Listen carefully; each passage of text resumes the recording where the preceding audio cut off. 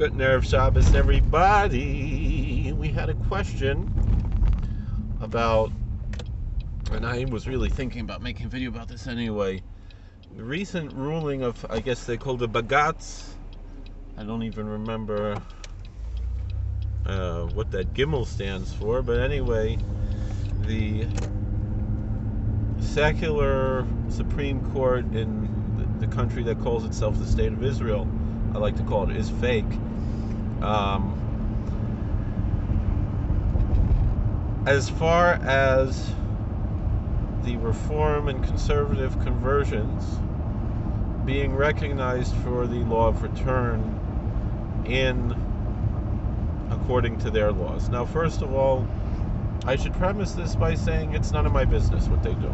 And it's really not the business of any American Jew what the State of Israel does, because they're their own country and we are Americans. This is not just a Haredi view. This was Rabbi Joseph B. Soloveitchik, the very famous dean of Yeshiva University, a religious Zionist and modern Orthodox leading rabbi from a great rabbinical dynasty. And he said this very same idea, that it's really none of our business as American Jews what the Israeli government does. However, I understand a lot of people, including organizations that I'm a member of, that I hold membership in, were upset at this ruling. I can only speak for myself, and I kind of would ask this organization to consider the ideological diversity of their constituents when making these type of statements. Because I know I'm not the only one who believes this. That at the very least, like we just said, it's none of our business. And I think it should end with that, and that should be enough. I don't know if very many other people agree with me in this part, but if it is our business, which it shouldn't be, and it really isn't, but some folks are rude and they like to butt into other people's business, so if we're going to be rude and butt into someone else's business, this is really a step in the right direction for the State of Israel and not the wrong direction. However, it's one step forward and two steps back. Because as me being a libertarian, nothing to do with and I'm a registered Republican, but I don't mean a big L libertarian with the hedgehogs, but I'm just saying or porcupine, I don't know which one it is, but anyway, I know they're very different animals, but I don't remember which one is their symbol. I'm not that type of libertarian. I vote Republican. But someone who believes in liberty and someone who believes that the American standards of liberty are what's best for every country in the world. But again, it's none of my business. So let them do what they want, and we're going to do what we want. And if they want to be communists, if they want to be religious establishmentarianists, etc., that's their business, and I don't have a problem with it. I just disagree.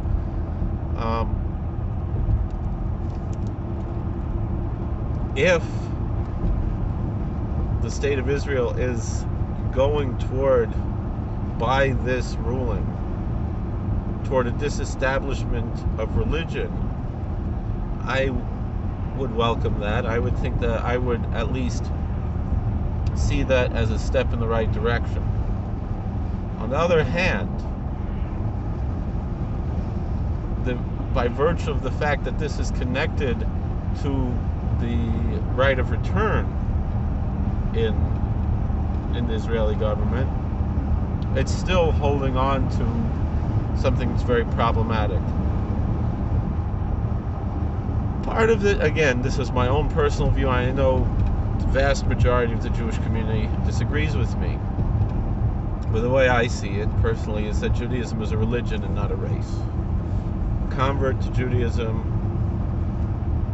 who converts properly, and I agree that the Reform conversions are not proper conversions, but is 100% Jewish, but it works the other way as well.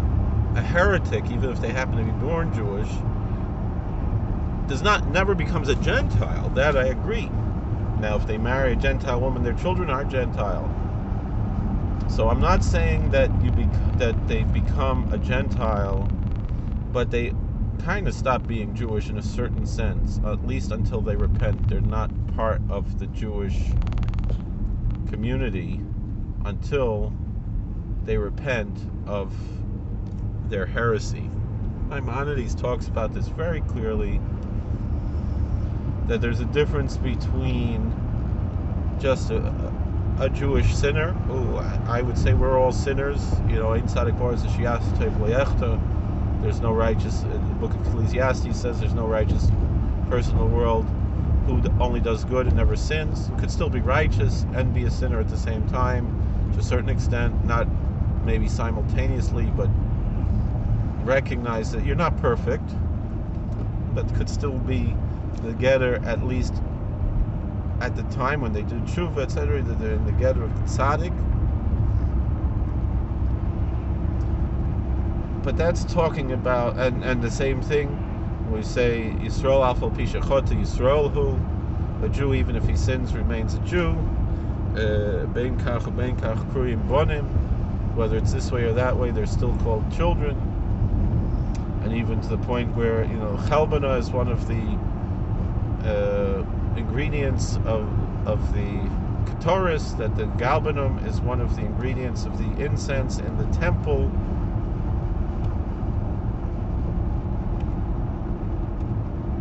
But which is a foul-smelling odor, a spice with a foul smell, and yet it has to be included to represent that the sinner is included and almost a necessary part of the community.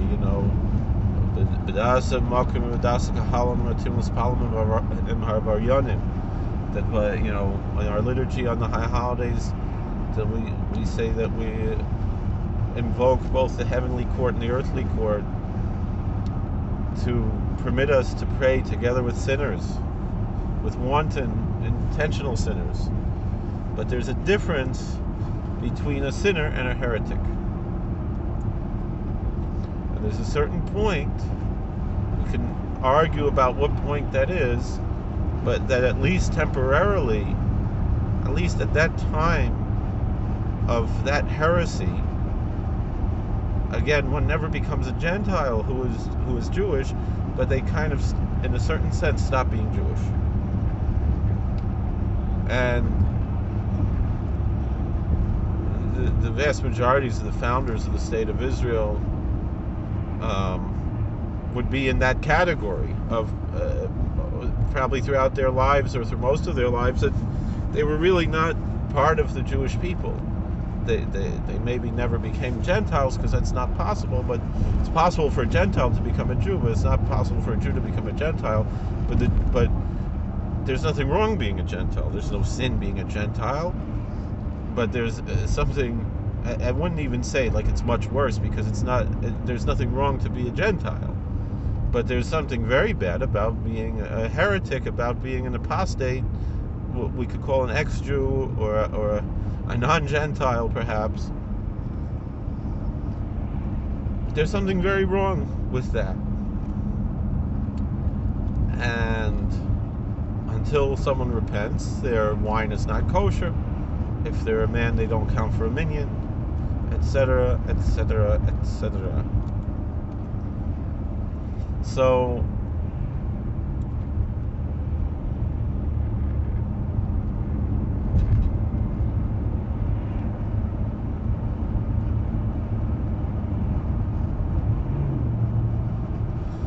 the problem is, though, really probably, not totally, but to a certain extent, the Zionist ideology rejects that view. At least rejects it, except for in the case of actual apostasy, but accepts the atheist in the right of return, and there's always the arguments about someone who actually apostatized, actually accepts another religion, and so forth. And I think this whole idea of the right of return should be eliminated. And the whole idea of a Jewish state should be eliminated. And, at least as the nation state, I do believe there can be a way of solving most of Israel's problems. Again, it's none of my business. Would be to embrace an American style of federalism, where you break up the state of Israel and the Palestinian lands into 5 states with a central, constitutional, rather weak federal government. Maybe a union rather than a confederacy, perhaps,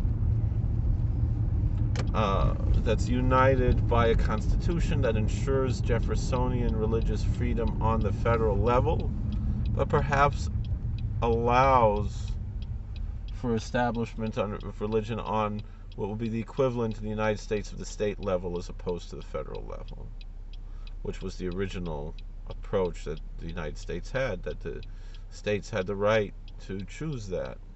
And I think if the state of Israel adopted that,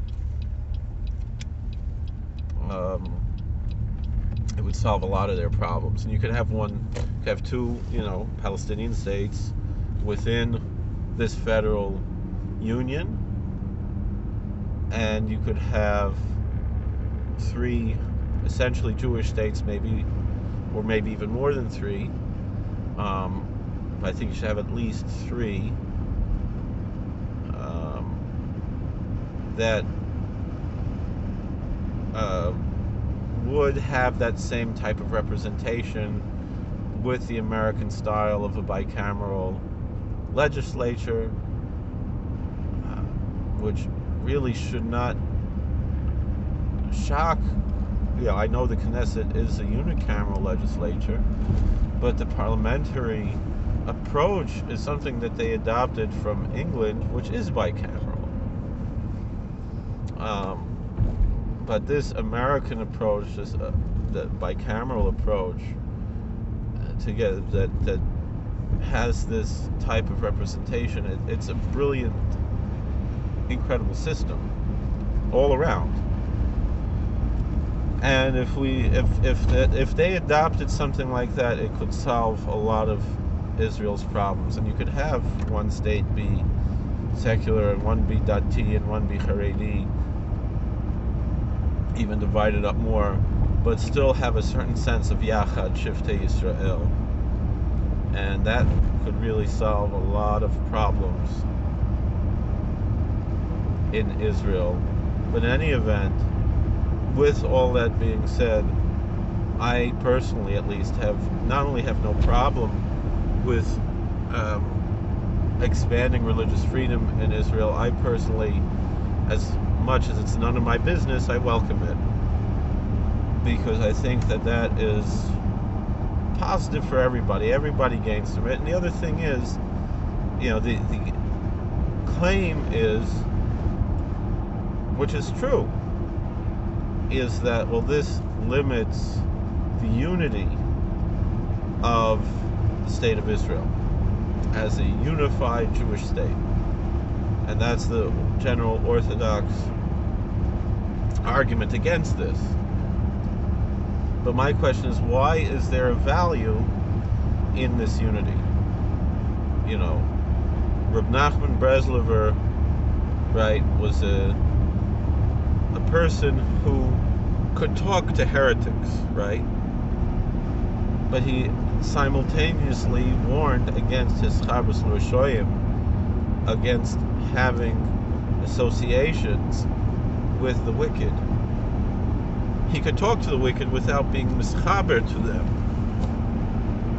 He could even play chess with them or whatever it is, and not have that chibur, not have that real connection. that could sully him. And that's connected to this week with the Parshas Parah, the Maven Yovan. So somehow in America we manage, right?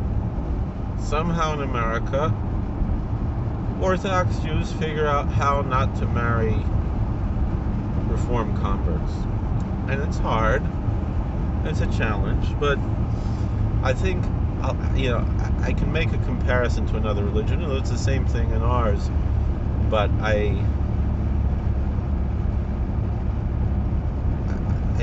feel that the way that it was expressed in this other religious tradition captures the message I want to bring out in a stronger way. There was a Muslim immigrant who was talking about the difference between Ramadan in his native land and Ramadan in his current home, where he's perhaps already a citizen. And he said that the observance of Ramadan in America is much more meaningful than it is wherever he came from, let's say Saudi Arabia or some other country. Obviously, there are dozens of Muslim majority countries in the world, and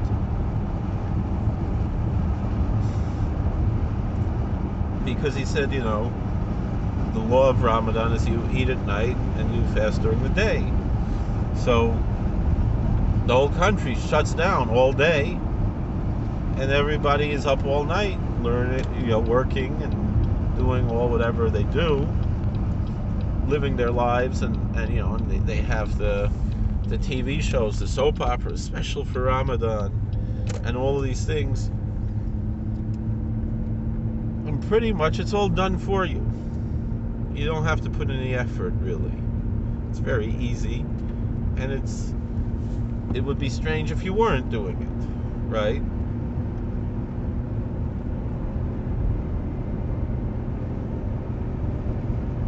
However, to live in America and to work in an office, everybody else is eating lunch and you're reciting the Quran,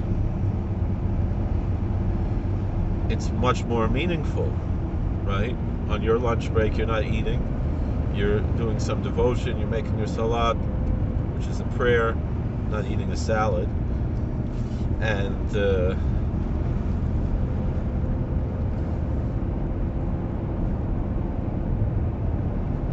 in this manner, you're making your religious devotions mean a lot more, and it's the same thing.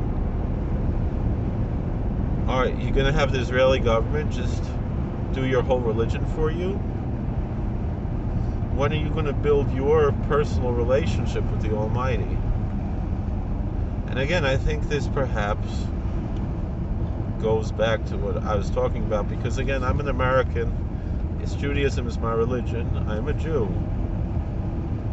But this rugged individualism, I believe, is the fulfillment of everything that the Torah stands for this time in history.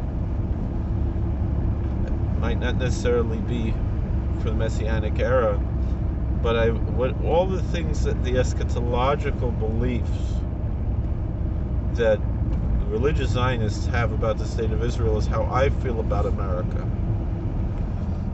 I wear a kolpik and make a tish on the 4th of July, generally, and on Thanksgiving.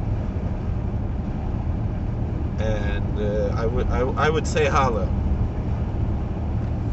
And I mourn and cry on Hayir, right? This year Hayir is Shabbos. On the day the Israelis celebrate their independence.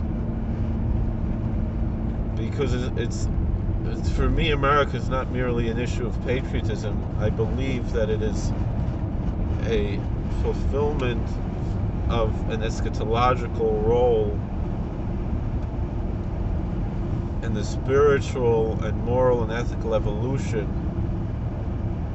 of the human race in a manner in which the state of Israel is regressive toward that eschatology. And I don't see it as Reishis Tzmichas Geulasenu. I don't see it as the first flowering of our redemption. I see it as a regression that's anachronistic and has no place in polite society today. It's not to say that the state of Israel doesn't accomplish great things with their technology and with their so forth, their economic things and so forth, and their also certainly their humanitarianism. They're one of the most humanitarian countries in the world, and that is a fulfillment of Torah and mitzvahs. But there's no need in this time in history for a Jewish state, and to believe that that is what is going to bring Mashiach, that is what's going to fulfill our eschatology, is very short-sighted, because a major aspect of the biblical prophecies and of the eschatology is universal, and this is very parochial and close-minded and short-sighted, this Zionist movement. So, and it's filled with racism, not in the way that the left says, but in what the word actually means. Meaning, I don't believe that the state of Israel is an apartheid state that is, persecuting the poor innocent Palestinians. Because the fact of the matter is, Muslim Arabs who are citizens of the state of Israel, not Palestinians I'm talking about Israeli Arabs, live better lives than any Arab anywhere else in the Middle East, and any Muslim living anywhere else in the Middle East, except for the royalty and I'm saying the average, or the very wealthy people, but the average citizen in the state of Israel, who is an Arab Muslim, lives a very good life. However, they are disenfranchised as citizens of a state where their national anthem has the words Nefesh Yehudi Homiyah, that the Jewish soul is yearning, which it's not what we're yearning for. We're not yearning Liosam Chofshi B'Artseinu. We're not yearning to be a free people in our land. We're yearning to be a light unto the nations. We're yearning to be a holy people dedicated to God, recognizing the holiness of that land in a halachic sense, which we mostly cannot fulfill because of the lack of the existence of the temple, and that is all by God's will. I don't deny that the existence of the state is God's will, but it's God's will in the form of a test. It's the Deuteronomy 13 test. It's the false prophet who does miracles. It's the golden calf who walks around and eats grass, like the psalmist would seem to say, as our homiletics teach.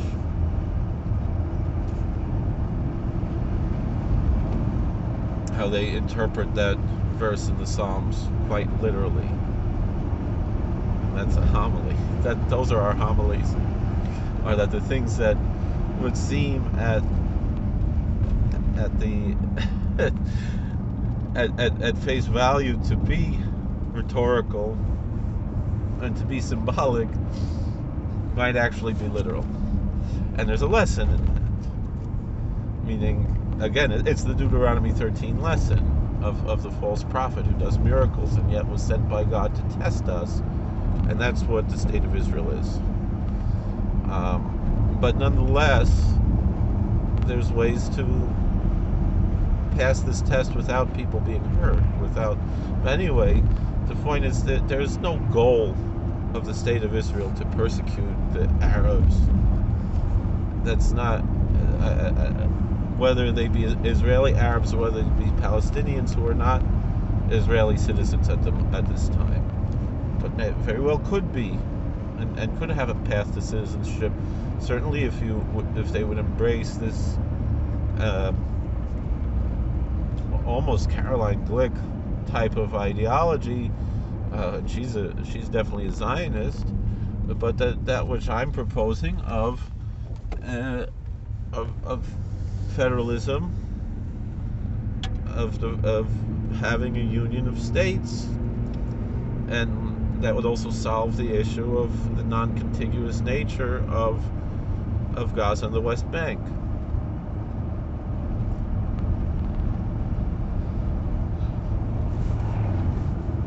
So, but again, it's none of my business. I'm an American, and I've been American for generations. At least all of my grandparents were born here, so I'm at least third generation born in the United States, and some of my great grandparents born here, and my great grandparents and great grandparents are buried here in the United States. Jewish ancestors, my mother's ancestors, from her father's side, and perhaps also from her mother's side as well. I know her mother's side came from Germany and her father's side came from Poland, but they were in Bradford, Pennsylvania since, I think, Civil War era. I'm not sure exactly when they arrived here, but they've been here for a while, and they're buried here, meaning my grandmother's grandparents and great-grandparents are buried in Bradford, Pennsylvania. And they were Jewish, and they're buried in the Jewish cemetery there. So,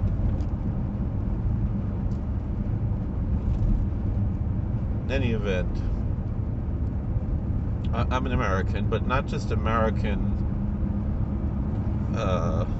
by birth, by accident of birth, but by ideology. Just like I'm a Jew, not just by accident of birth, but by ideology. I believe that the Torah was given at Sinai. I believe in the tenets of Orthodox Judaism. I just don't believe that we have to impose those through government fiat, because what it does, not only does it make it less meaningful, like we discussed with the Muslims with Ramadan, and the same thing, even for me living in America, but going, working and living in a place where I have to go to work on a Asara B'Tevis, and everybody else is eating and I'm not eating, or go to work in a place and there's no kosher food and I have to bring my own food and go out to my car to eat lunch.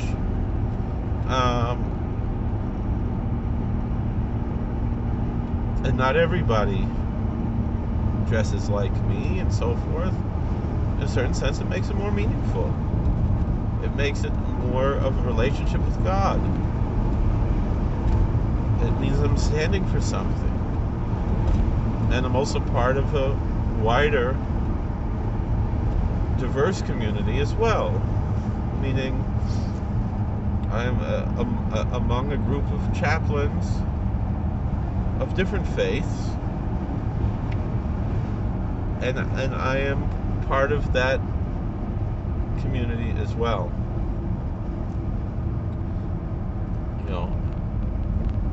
That group as well, and also of correctional workers as well.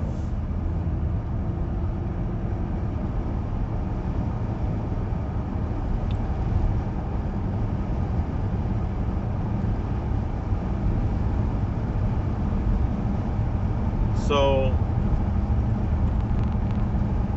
the point that I'm bringing out here is that, yes, as a personal religious belief, believe that a Reform conversion has no religious significance according to my beliefs of Orthodox Judaism.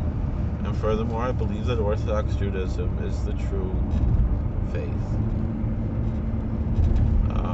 When it comes to the conservative conversions, it's a little bit more complicated because they are a halachic movement, and many of their conversions probably are valid, at least in a doubtful form. And I would even venture to say that many people who converted with their movement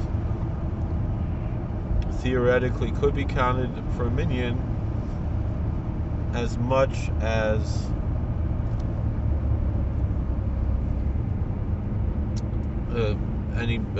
if you're of the belief that someone who drives to shul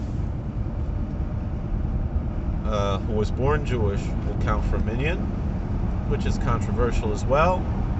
I'm talking about driving to shul on the Sabbath. Let's say they park a block away and walk a little bit. They try to hide it somewhat.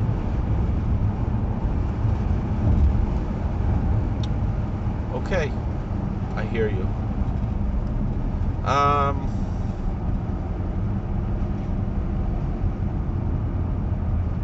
This is what we're dealing with. So anyway, if you are of that persuasion of counting this person, I would venture to say, again, I know there are others who disagree. Even those who would count the born Jew who's not Sabbath observant, even though Shulchan Aruch says you're not supposed to do that, and they have all kinds of explanations for why, and they would not count the conservative convert who immersed in a mikveh in front of 3 Shomer Shabbos men. Let's say it's a Bezdin of men, and they got the Hatavis Dam or the Bris Milah, and they toiveled in a kosher mikveh in front of 3 men who are Shomer Shabbos, but happen to pray in a synagogue where men and women sit together.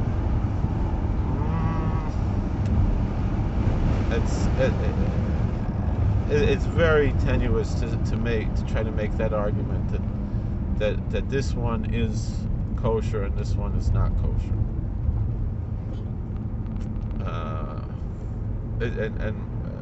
More likely it's the opposite.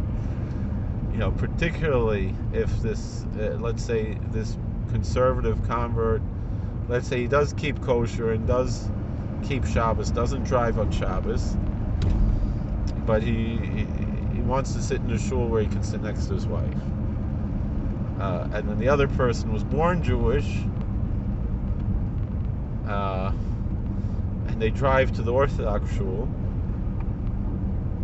It's complicated because the whole idea of not counting the Mechal Shabbos B'Farhesia, the one who's publicly desecrating the Sabbath, is that a public desecration of the Sabbath is an active expression of heresy. It's a denial of creation. And that's the major reason why we don't count such a person in the minyan. I know Reb Moshe's tshuva about that even a total heretic should count for a davar shebekdusha and not count for tefillah b'tzibor. But there's a lot of discussion. What exactly does that mean? On the other hand,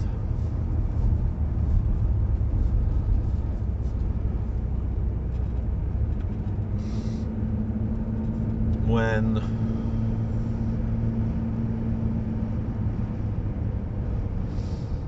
we're talking about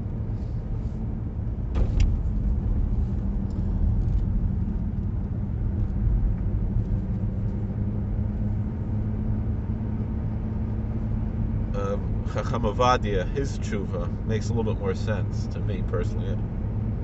From a halachic standpoint, that if the whole issue of the Isser of the Mechal Shabbos for Hesia is the heresy, so therefore, and I would venture to say that Rav Moshe would agree with this, and that his tshuva is talking about someone of unknown status, or even of known heretical status. But here we're talking about the what Chacham Ovadia says is that if someone says the words Baruch Atah Hashem Mekadesh Shabbos, someone goes to shul on Shabbos, meaning they're driving to shul on Shabbos, but they're going to shul and they're reciting these words that express their faith that Almighty God, the Creator, sanctified the seventh day, the Sabbath. So then, therefore, excuse me, I'm getting a little tired. Had a busy week, thank God. Baruch Hashem, beautiful week, wonderful week. Not perfect, but that's my fault. But perfect from what God has given me.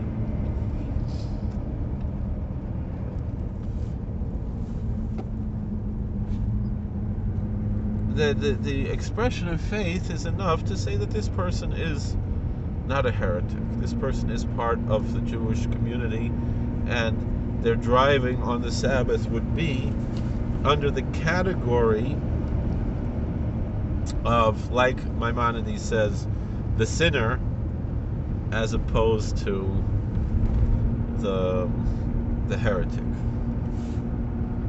And then similarly, the standard answer is, the B'farhesia means without shame, and a very common expression that many of the poskim have echoed is that if someone, would be ashamed that if a big rabbi would see them driving on the Sabbath, they'd at least try to hide it, and they'd have some shame. And the typical thing we say is the person who drives to the synagogue and parks a block away and doesn't park in the parking lot.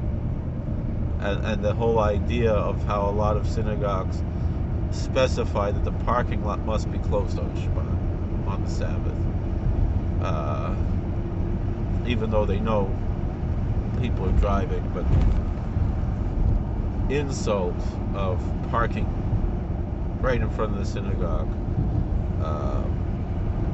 makes a difference, halachically speaking.